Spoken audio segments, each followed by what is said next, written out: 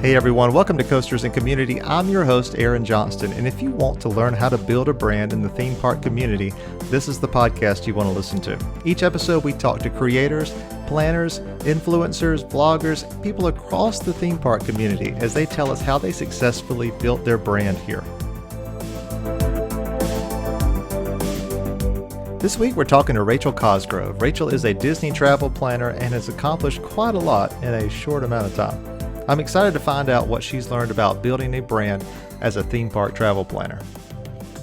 I guess let's talk about the scope of your brand and help me understand a little better. So I know you as Rachael Loves Disney on Instagram. I know you're a travel agent for Unlock the Magic. But do you work as an agent for Unlock the Magic? Do you own Unlock the Magic? Help me kind of tell us how all that works. Sure. Yeah. Okay. So I am an independent contractor and I work under the Unlock the Magic LLC travel agency. So my friend owns it, and she, I just kind of reached out to her a few years ago, just saying like, hey, how did you get into the travel agency business? And she was kind enough to offer me a position if I wanted. So that's kind of how I got into it. And I just kind of threw myself right into the mix. And I focus, mostly on Disney, obviously, since I am a big Disney lover, but I also, do Universal. I do all the aspects of Disney destinations. So Aulani, Disney Cruise Line, Disneyland, Adventures by Disney. So I do all of that in addition to Universal. And then I'm trying to broaden my horizons into other areas, like different cruise lines and different destinations. So that's kind of the goal. I kind of market myself as Rachael at Unlock the Magic. And then, of course, my handle, Rachael Loves Disney, is just kind of what I use on all the different social media platforms. So I know you from Instagram, but what other platforms are you on?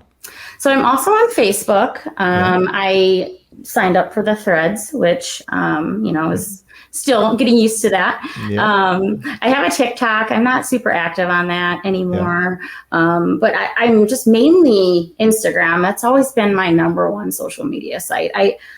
I've had an account since it basically started. And it's just kind of evolved over the years. I'm a very visual person. So I love that Instagram is solely visual through the stories and, the timeline with all the pictures. I just love that. That's what speaks to me. So that's why I find myself gravitating towards Instagram more than anything else. And I want to get into that part of it because that is my favorite part of what you do too. But let's drop back for a minute. I want to know how you became interested in theme parks, interested in Disney. Kind of we're trying to figure out where this all came from first. Okay, yeah. So ever since I was a baby, I obviously don't remember going to Disney, but I have pictures of me going when I was 1 year old with my mom, my aunt, and just it kind of fostered from there. All the great memories I had as a child going back with my family. It kind of instills that love of like innocence and fun and imagination at a young age. And I think it kind of sticks with you as you grow older. It's Disney and other theme parks. It's escapism, it's life can be stressful and challenging at times. And then you go on vacation and you go to these theme parks and you kind of forget about all that. Were you involved in the theme park community before you kind of started the travel agent thing? So I visited a lot, and because I was so active on Instagram before using like a personal account, so many people saw me in the parks. They would see the vacations that I planned for myself, and I had a lot of people reach out to me like, hey, can you help plan my vacation? Can you help give me ideas on where we should stay and what we should be doing? And that's kind of what got me into this. So you became a travel agent. What was your goal at the time? My goal was just to throw myself into it, see if I could be successful at it because I had such a passion. But of course, that was scary for me. I started my brand in October of 2020. So a lot of people would say, that's pretty crazy. That's right in the middle of a pandemic where nobody can travel or there's all these restrictions around traveling. you're insane, right? And partly I thought to myself, you are insane. What are you doing? But I'm so passionate about Disney and I love the brand so much that I said, you know what? If anybody can do this, I can do this. And I'll be honest, I was blown away with how successful I was right out of the bat. Usually people say it takes 1 to 2 years to kind of start building up clientele and stuff like that. And I did not have that experience. I had demand right away. And I'm coming up now on my 3-year anniversary. It'll be this October. And I'm just going to say, I'm proud of myself. I'm proud of myself for what I've built, especially starting in 2020 during the pandemic. And I hustled. I put a lot of effort into it. I put a lot of money into it. And it just brought me a lot of joy. And I think that in my posts and my stories, and when I deal with my clients, they see my love for it and they want to work with somebody who lives and breathes Disney. I get that. Let's talk a little bit about those posts and stories. Do you have more of a regimented schedule that you go by as far as posting, or is it really just as inspiration hits? It's a little bit of a mix, I would say. Sometimes I have, calculated posts that I've thought of, for weeks and scheduled days when they're going to go out. But a lot of times it's just kind of, spur of the moment, which I think kind of works for me. My stories, I do a lot of stories when I'm in the parks because it's a quick way to get out content. People love stories. That's one thing that I have noticed is people love stories. They can easily, scroll through them. And I get a lot of good feedback from my stories. So that's something I love to do when I'm in the parks. And I also love to do it when I'm home too, because I want to be more than just somebody that's trying to throw Disney in your face all the time. I want people to know that I'm human. I'm not perfect. I'm a regular person like everybody else. And I just happen to love Disney. So there's a nice mix of business, my personal trips, and my personal life. And when I talk about my content that I post on my timeline, I as you can tell, I have a huge focus on photography and putting out quality images because to me, that's important. I want to capture the parks in the best light possible.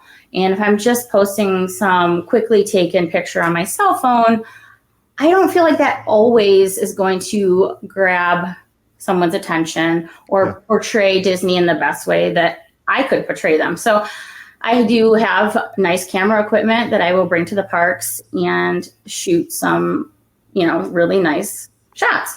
Yeah. And I love to share those. I honestly do, because I can look back on those and say, wow, that was such a great moment. And doing that, I have a big following from other Disney park photographers. And I love that. My community that I've built on my account is a nice mix of photographers, other theme park content creators, and potential clients or current clients. And I love that. It's such a good mix of people, and it always keeps it interesting. I'll say that. I really love sharing, my stories and my professional, nice camera pictures with everyone, because I think it's a nice mix. It's not like the same stuff all the time. Yep. And let me go back to something you said. You said you wanted to make sure you showed the parks in the best light possible. Yes. And I know I'm certain that is true. I also, at the same time, you didn't say it, but I feel like there's a kind of an artistic part of you as well. Yeah, you nailed it. Yes. Is it very obvious? Because yes, there is. I am a perfectionist. I will admit to that. So when I create and edit and take these shots, I do kind of have a really artistic eye. Mm-hmm. So I will be walking in the parks and literally stop in my tracks when I see something out of the corner of my eye, because I have that ability to say, wow, that's an amazing shot. I need to stop and take it right now. Yeah. And in all honesty, that's what drew me to Rachael's content. That's my favorite thing, because those are the things I kind of look for as well. I am not to Rachael's level by any stretch, but that is that's what I'm striving to. You'll get there. You'll definitely get there. And I'm not there on your real level. You have you put out some great reels, and I need some better equipment.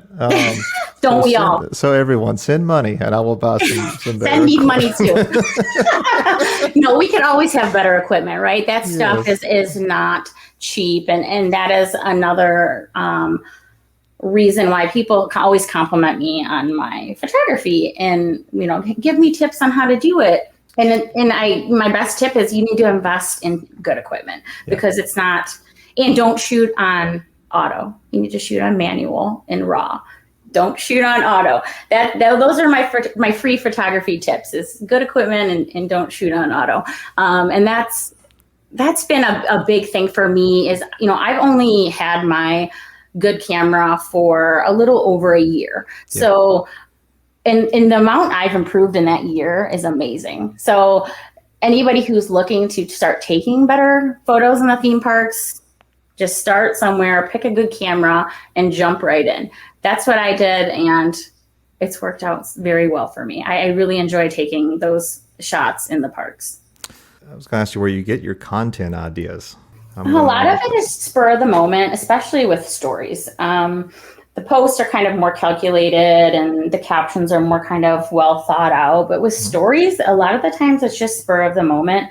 I do sometimes have pre-planned stories. Like if I know I'm going to Disneyland, I'll say, okay, make a list of some of the video that you want to capture while you're there. Yeah. And then I'll just kind of set a plan in place. Sometimes I have to deviate from the plan. Sometimes it works out great. Other times I totally forget and just have to wing it with something else.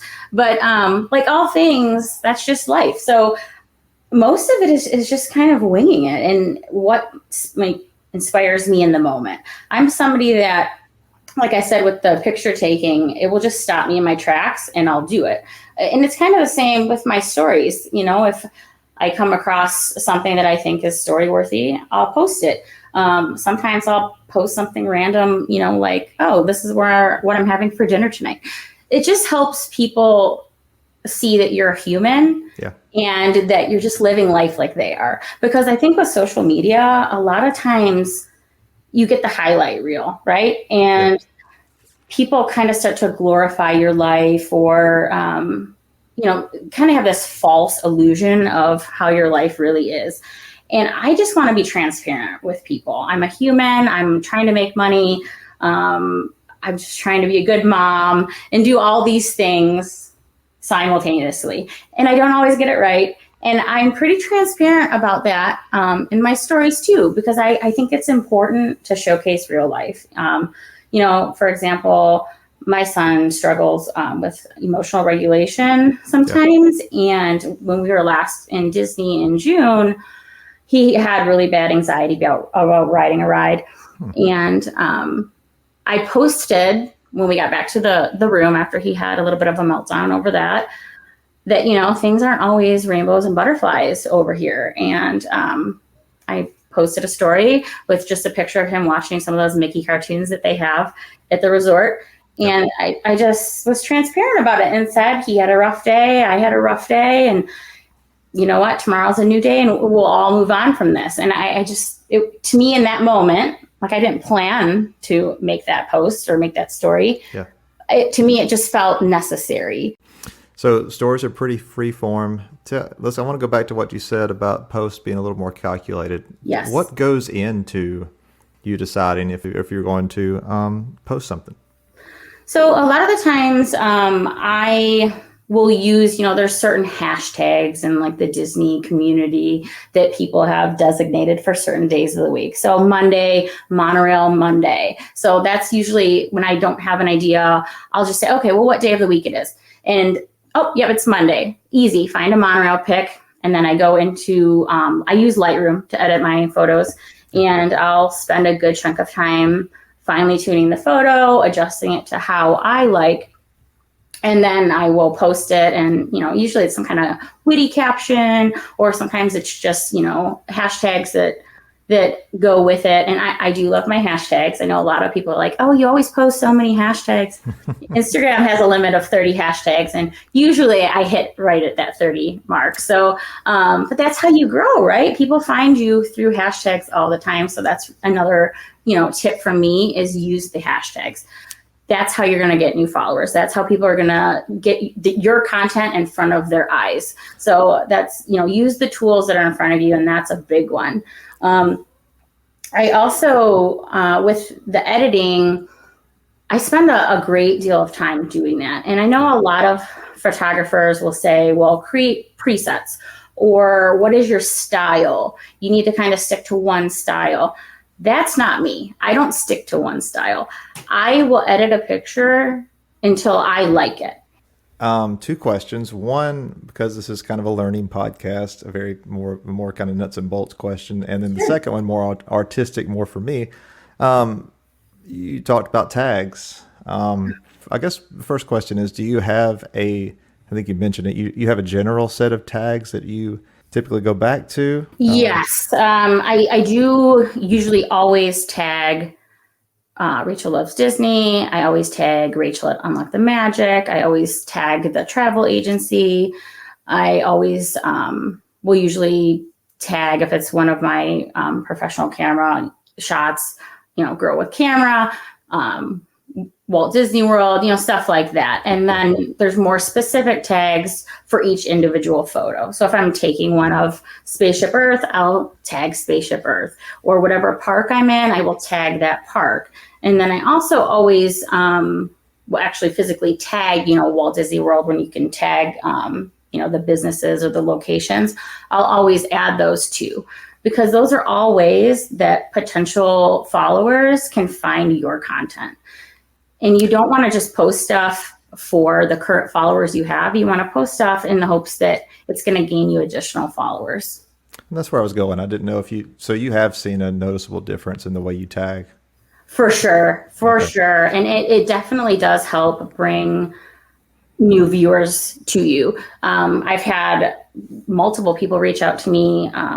For instance, if I tag Monorail, they'll reach out and say, hey, I love your content. I found it by this hashtag, because a lot of people don't know on Instagram, you can actually choose to follow certain hashtags. And then anytime people post under that hashtag, it will kind of put some of those into your own timeline. Gotcha. And it like into your feed. And you'd be surprised how many new accounts find you that way. Yeah. I know hashtags can kind of be, monotonous to sit there and enter them all in. But I like to just kind of have a copy and paste that I'll pin to my clipboard.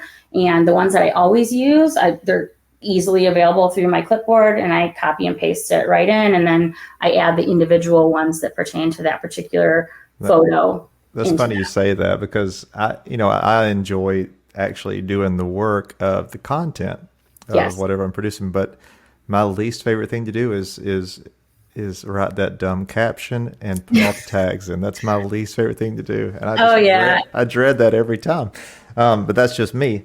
So the other question I wanted to ask you that came to mind is, you mentioned you spend a lot of time editing. Yes. To get a photo to a point where you like it. Yes. Tell me what that means to you. And I have a specific reason for asking that. Okay, yeah, sure. To me, since I mentioned earlier, I'm a perfectionist. I want to put out the best possible content that I can put out, especially when it comes to those posts that are going to forever remain on my profile. Stories, they kind of disappear after 24 hours. And so that's, I'm not as picky with those. But the content that's going to stay on my account forever, I want it to be as perfect as possible. I want it to meet my expectations. So with the editing, I spend a lot of time editing my photos. It's important to me. And I'm just not somebody who's going to throw out content just to get it thrown out. I kind of did that with my latest reel, because I realized that it was 9:30 at night, and I promised I would put that out over the weekend. Uh-huh. So that one was a little bit rushed, but I'm a woman of my word. So I wanted to keeping my word is more important than being perfect in that scenario. Yeah. But with editing the pictures, I have a lot of time to sit here and do that. So I allot that time. And it's important to me that I at least give my best effort with whatever goes onto my account. That's going to always be visible and people can always come back and see. I want it to meet my standards. So where I was going with that is anytime I produce something, I always want my whole goal is I want whatever I'm doing to make you feel something or make me feel something when I look at it. Yes. And I feel like you feel the same way. 100%. Yes, definitely. I want my pictures to kind of jump off the page at you and, strike you. Like say, wow, I want people to look at it and think about it. And I want it to evoke some sort of emotion. And I think they do that. I hope they do that. Maybe they don't, but they do that for me. So yeah. I do try to really put a lot of emotion into my shots. And you and I've talked about it. That's the reason I enjoy Instagram, because to me, it's it's the first social media platform that I found that I can actually create on. Yes. I lived on Twitter for years and years and years. Going back to, I guess, 07, 08 or so. Oh, wow. And that was just that was just my thing. And only recently, because of some of the people I became friends with through our Dollywood Influencer program, did I started the Instagram thing, and they were talking about Reels. And I thought, what is this? Yeah. It'd be intimidating, right? Yeah. And so I growing up, I'd always loved editing and doing that kind of thing. I just never really had I don't know why I never connected that, hey, here's a platform I can actually do that on in short form. And yes. You're right. I think we're on the same page as far as that is that concerned. I even use it to kind of project the mood I'm in. Yes. A lot of times. Yeah. I'll take a reel, and if I'm in a bad mood, or if I'm in a kind of a somber mood, that's the reel I make. Yeah. And I enjoy that. And that's the beauty of having your own account. You can do that, and you kind of gather all these people that like your style, and they look forward to your content, whether it's, moody Aaron or it's funny, happy-go-lucky Aaron. And that's why I love Instagram so much. It's such a great community, and you kind of find your people there. So let me ask you this. Before we go too much further, I know we're talking a lot about Instagram. Yeah. Are you as active on Facebook, or do you just allow your content to flow to Facebook? Are you as engaged on the Facebook side? So this is a little tricky because most of my content goes right to Instagram. And then I also, click that little nice, lovely, convenient button of send it to Facebook. It's easy, it's convenient, it's efficient. So I am on Instagram way more than I am on Facebook. However, I will say I get a lot of business from Facebook. So I'm not gonna dog Facebook. I get a lot of business from there. And that's where I wanted to land. So it's kind of, those are the two that I bounce back and forth the most. I don't have a YouTube or anything like that yet, maybe in the future, but Instagram is by far my favorite. And I also do enjoy Facebook, but it's also, it's not as streamlined as Instagram is. Yep. So there's a lot more going on in Facebook, and I find it harder to connect with people on Facebook than I do Instagram. Yep.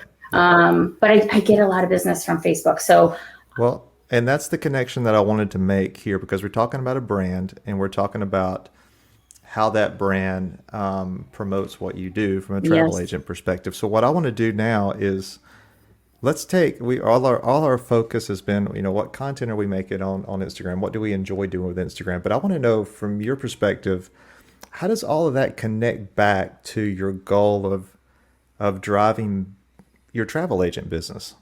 So initially, most of my business was coming from Facebook.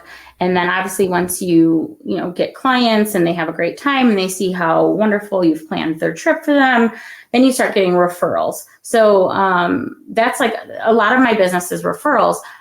And in the beginning, is more Facebook than anything else, because, mom groups or, just word of mouth through Facebook. But now I will say, over the last year, I've really been ramping up on getting business from Instagram. So a lot of it is the connections I made with people, and then they want to work with me after following for so many months or years.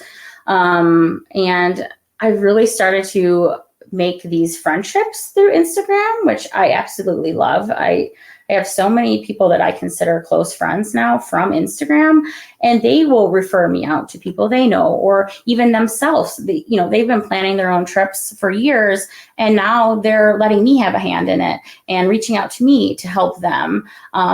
Because it's kind of like a community now.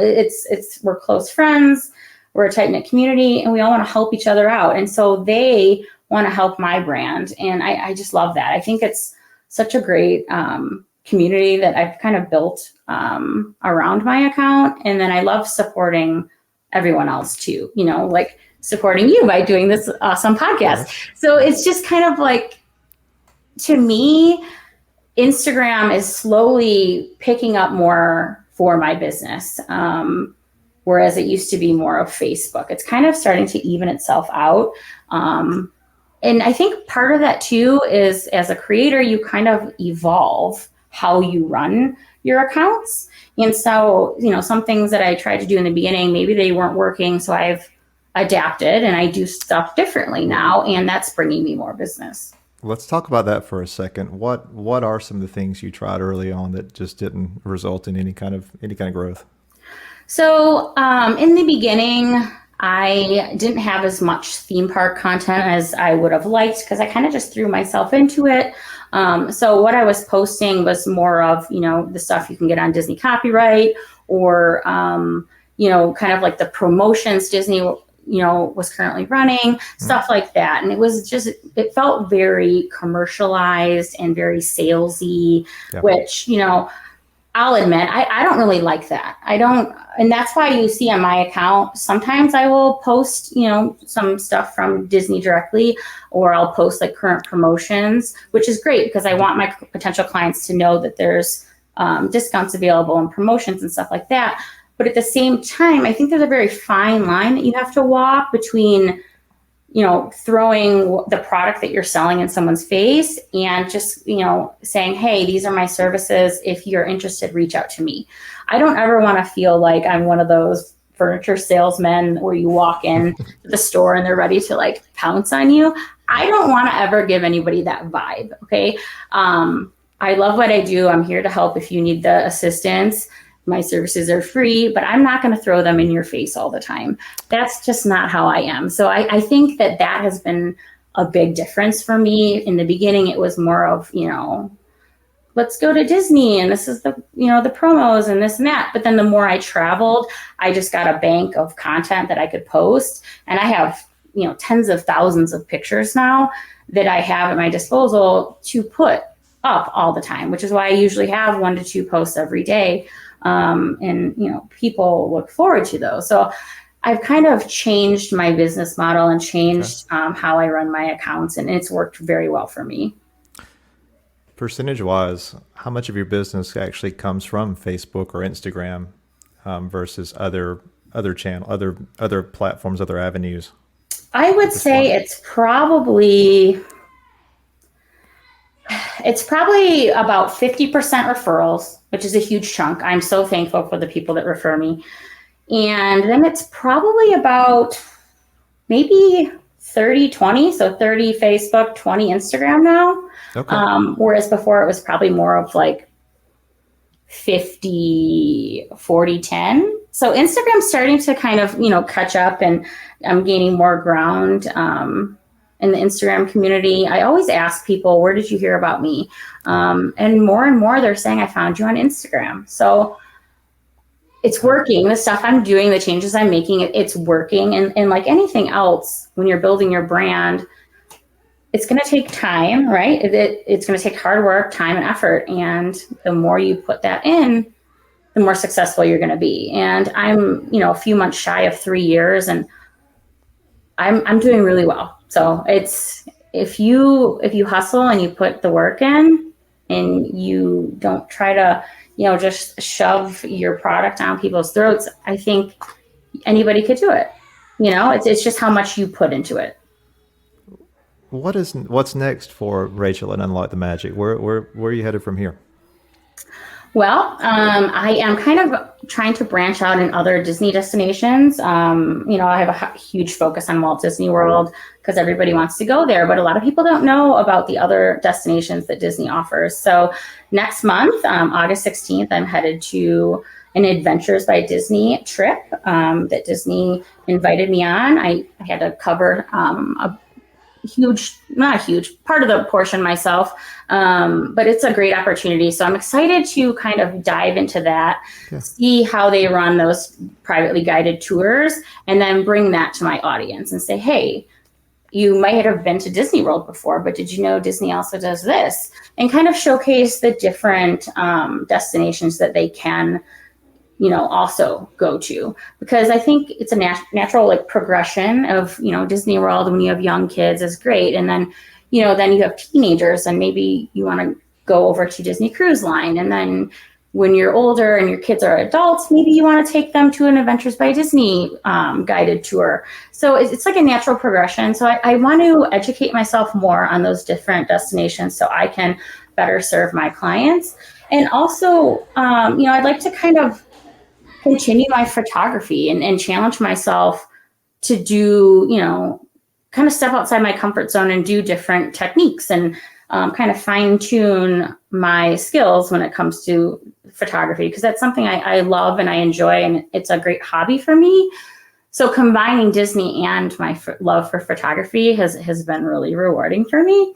So I'd like to foster that more. And I guess I'd like to continue to make connections, like I have made already. I don't know. I think that there's always room to grow, and I think we can always do better. So that's kind of what I'm striving for. Obviously, I'd love to grow the travel agency business even more so.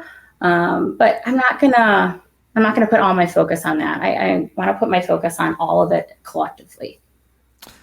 So, last question: is there one thing that you wish you would have known when you started out?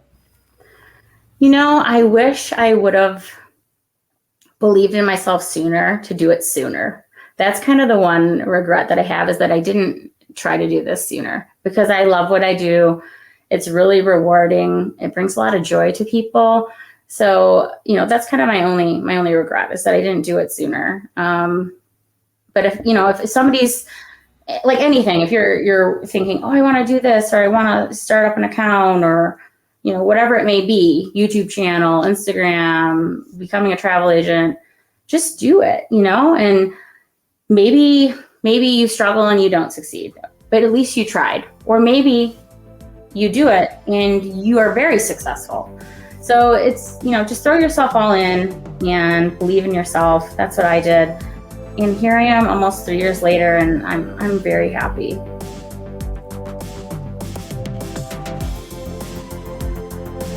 Did you know that you can be part of Coasters and Community? If you have questions about building a brand in the theme park community, send those to me, and I'll include on upcoming episodes. You can contact me at Next Stop Aaron on Facebook, Twitter, and Instagram. You can also reach out to me on my blog at nextstopaaron.com.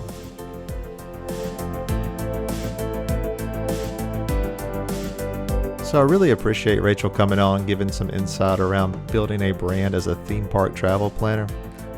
She is a fantastic follow on Instagram. I promise you will love her content. She is at Rachael_loves_Disney. Be sure to give her a follow. So we have 3 guests remaining for Coasters and Community Season 1. I hope you've enjoyed meeting these people that I call friends in the theme park community. More importantly, maybe you've learned something along the way. So stay tuned, and we'll see you next time.